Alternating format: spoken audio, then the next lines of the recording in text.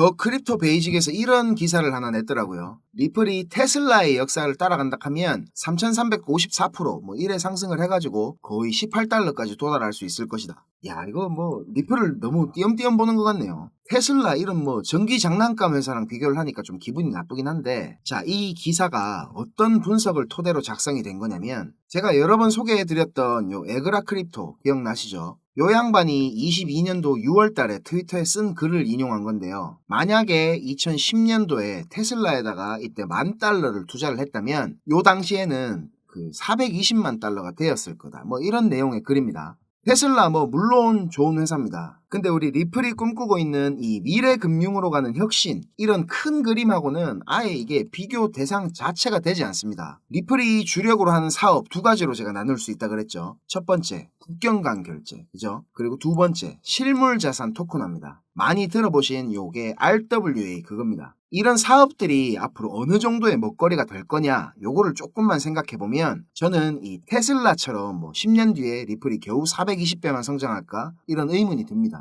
지금 당장만 해도 최소 12달러, 16,000원까지는 상승이 진짜 임박했잖아요. 그죠? 야, 이씨, 리플 16,000원 이게 무슨 소리고 하시는 형님들이 있으실 수 있으니까 제가 리플 중장기 시나리오 설명드렸었죠. 요 이전 영상 한번 다시 보고 오겠습니다.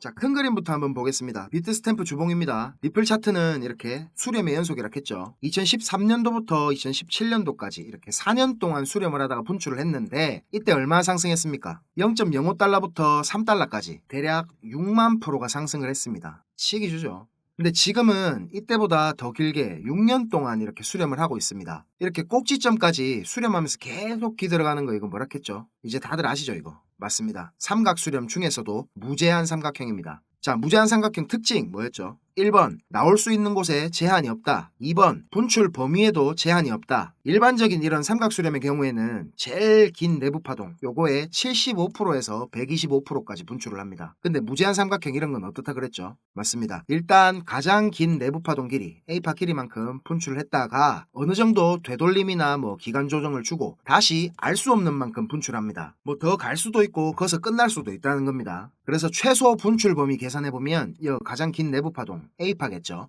A파 길이만큼 분출을 할 텐데 피보나치 찍어서 이렇게 계산해보면 대략 12달러가 조금 넘습니다. 원화로 계산하면 대략 16,000원이 조금 넘겠죠. 근데 과거 프랙탈로 보면 이렇게 4년짜리 수렴이 6만 프로가 올랐는데 6년을 수렴을 했으니까 이게 10만 프로까지 오른다 하는 것도 충분히 가능한 얘기겠죠. 대충 계산해보면 얼마입니까?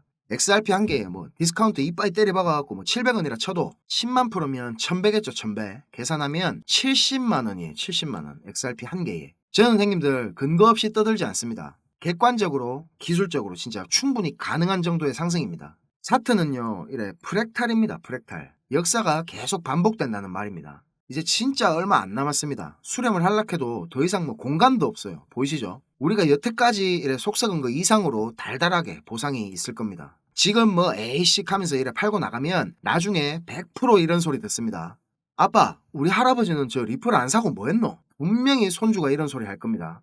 자, 지금 차트랑 마찬가지로 소송 진행 상황도 거의 지금 끝이 보이고 있죠. 이제 정말 법원의 선고만 남은 상황이 됐습니다. 2월 달부터 우리가 언제 5월 되노 이랬었는데 시간 정말 빠른 것 같습니다. 그죠? 지금 진행되고 있는 리플 대 SEC 소송, 이거의 핵심 쟁점은 뭡니까? ODL을 통해 가지고 이제 기관들에게 판매된 XRP를 토레스 판사가 증권으로 보고 있다 하는 건데, 이 결정에 대해서도 저는 상당히 무지하고 아이러니하다 이런 생각을 계속 말씀드려왔습니다. 리플도 지금 요 토레스 판사의 이런 결정이 좀 말이 안 된다 이렇게 생각하고 있겠지만 이미 엎질러진 물이라고 생각을 하는 건지, 아니면 SEC 이것들이 지금 말이 안 통하는 미친 상태라고 판단을 하고 어차피 이것들 반박해도 못 알아쳐먹을 게 분명하기 때문에 벌금 액수 이거라도 줄이자 이렇게 집중하는 건지는 모르겠지만, 리플에서 마지막으로 제출한 이의신청서 요거 보면 알 수가 있죠. 구체적으로 EOS의 ICO 때 40억 달러 모금했던 블록원 아시죠? 요거의 사례나 텔레그램 사례 이런 걸 갖다 들면서 SEC가 지금 20억 달러 이거를 요구하는 거는 진짜 부당한 거다. 아주 논리적으로 반박을 잘 했습니다. 근데 어제 아랫게 SEC가 냈던 답변서 이건 어땠습니까? 그냥 요거 한 줄로 요약이 가능하죠.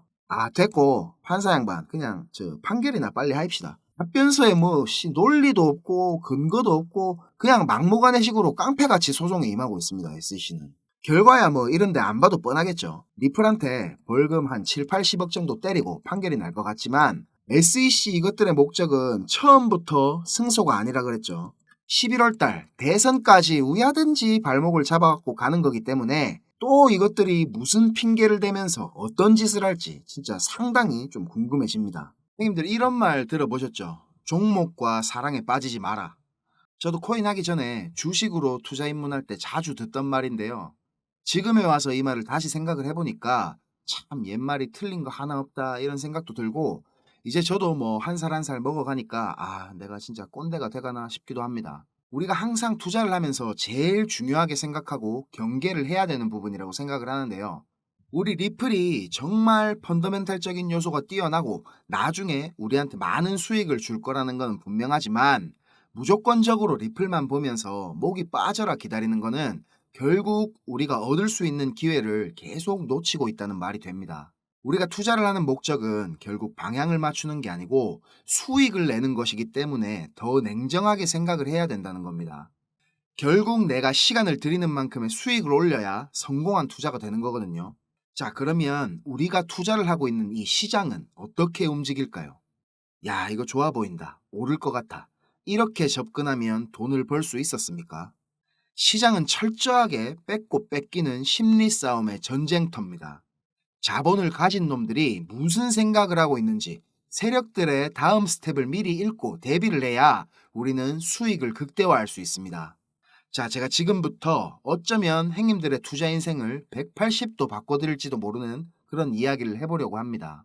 행님들 지금 우리 크립토 시장 멱살을 잡고 캐리하고 있는 게 뭡니까? 맞습니다. 기록적으로 자금을 유입시키고 있는 비트코인 현물 ETF입니다. 이 중에서도 블랙록 혼자서만 출시 2달도 안 돼서 100억 달러, 우리 돈으로 거의 14조에 가까운 자금 유입을 만들어냈습니다. ETF 역사상 최단기간에 시총 100억 달러를 돌파한 상품이 됐습니다. 100억 달러 이러면 얼마나 큰 금액인지 감이 잘 안 오시죠? 뉴욕 증권거래소에 상장된 ETF 상품들이 3,000개 정도 된다고 하거든요. 근데 이 중에 자산 규모가 100억 달러가 넘는 종목이 4%밖에 안 됩니다. 평균적으로 수년에서 길게는 수십 년이 걸리는 건데 블랙록은 이걸 2달 만에 해낸 겁니다. 블랙록 레리 핑크 회장이 예전에는 비트코인 욕을 엄청 했었죠.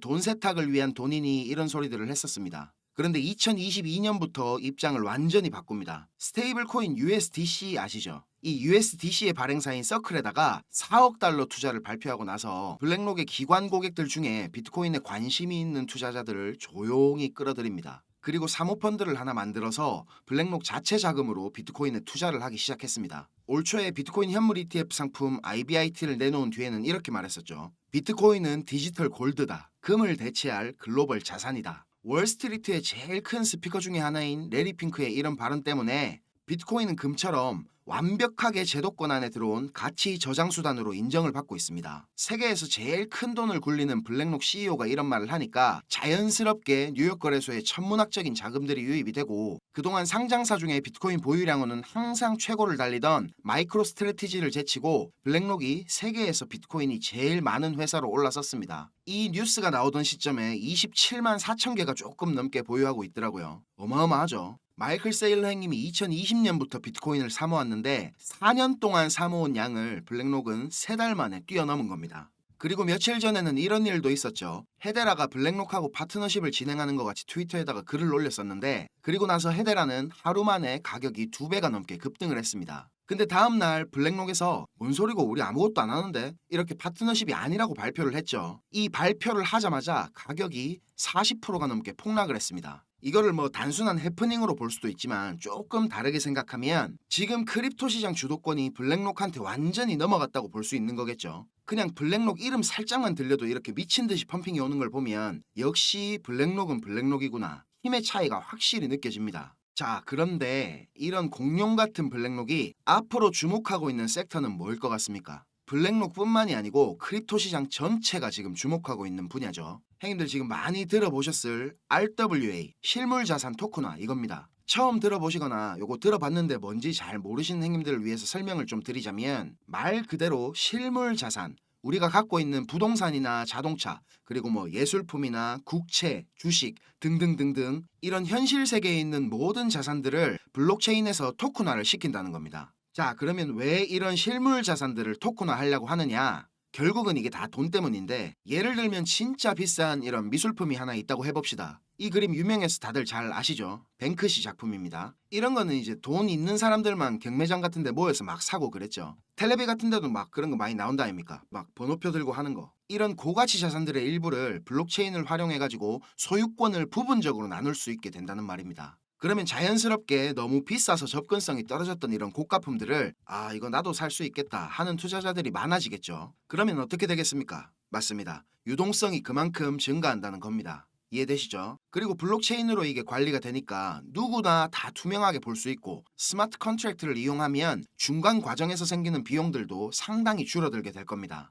최근 1년 동안만 해도 미국 토큰화 국채 시장 규모가 8배가 넘게 성장을 했거든요. 근데 2023년까지 전체 RWA 시장 규모가 16조 달러, 우리 돈으로 계산하면 2경이 훨씬 넘는 시장이 될 거라는 전망이 쏟아지고 있습니다. 2경, 이거 상상도 안 되는 금액이죠. 앞으로 이 RWA 시장이 어마어마한 먹거리가 될 거라는 말입니다. 이런 꿀통을 블랙록이 가만히 보고만 있을 수는 없겠죠. 지난 2월에 이렇게 블랙록에서 기관 고객들을 대상으로 비공개 컨퍼런스 한 거, 요거 제가 여러 번 말씀드려서 다들 잘 아시죠? 정말 보수적인 기관 투자자들을 대상으로 하는 이런 자리에서 전체 포트폴리오에서 비트코인 비중을 28%까지 늘리라고 블랙록이 이렇게 파격적인 발언을 한 게 알려졌었죠. 겉으로 보기에는 비트코인 현물 ETF 출시를 앞두고 기관 고객들 대상으로 홍보를 하는 것 같은 자리였는데, 자, 이거 제가 최초로 공개합니다. 이 비공개 컨퍼런스 안에서 더 은밀하게 VIP 고객들을 대상으로 하는 또 다른 비공개 모임이 있었습니다. 네가 그거 가지도 않았는데 어찌하노? 아직 저를 잘 모르시는 형님들은 이런 말씀 하실 수 있다고 생각합니다. 이해합니다.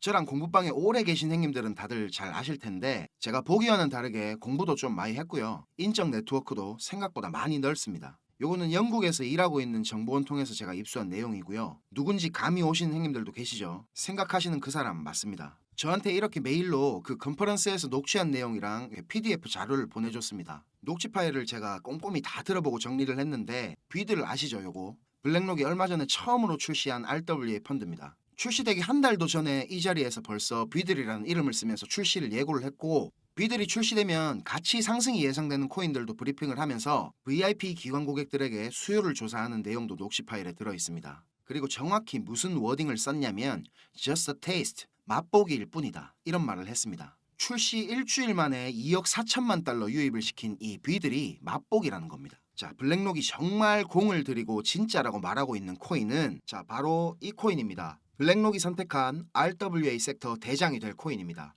이런 마켓 메이커가 고른 코인들은 사실 분석도 의미가 없는 거지만, 기술적으로 봐도 이 주봉 상승 다이버전스랑 올리고 내린 비율들이 완벽하기 때문에 딱 보자마자 이거 개미들 탈라고 진짜 무진장 노력했구나 생각이 바로 들었습니다. 이런 완벽한 종목을 제가 오늘 우리 구독자 형님들한테 공개를 하겠습니다. 근데 세상에 공짜는 당연히 없습니다. 맞다 아닙니까? 인생은 give and take 아니겠습니까? 이게 형님들한테 가기 전에 저한테 오는 게 있어야 되겠죠. 어려운 건 아니고요. 저희 채널 구독하고 계신 거 인증하는 차원에서 010-5528-2156 010-5528-2156 이 번호로 블랙록 이렇게 적어가지고 문자 한 통 보내주시면 되겠습니다. 카카오톡 아닙니다 형님들. 문자로 보내주셔야 돼요. 아시겠죠? 이게 돈이 드는 것도 아니고 크게 어려운 것도 아닌데, 단지 귀찮다는 이유 때문에 놓치시는 분 없었으면 좋겠고요. 준비된 사람만 기회를 잡을 수 있습니다. 고민하지 마시고 기회 잡으시길 바라겠습니다. 우리가 이렇게 유튜브로 얼굴도 모르고 만나는 거지만, 이게 또 계기가 돼서 좋은 인연으로 이어지게 될지 누가 압니까? 그죠? 자, 영상 시청하시느라 고생 많으셨고요. 이번 불장에서는 다들 준비 잘 하셔가지고 우리가 그렇게 바라는 경제적 자유 요거 꼭 이루시길 바라겠습니다. 저는 다음 영상에서 더 좋은 분석과 빠른 소식들 가지고 찾아뵙겠습니다. 감사합니다.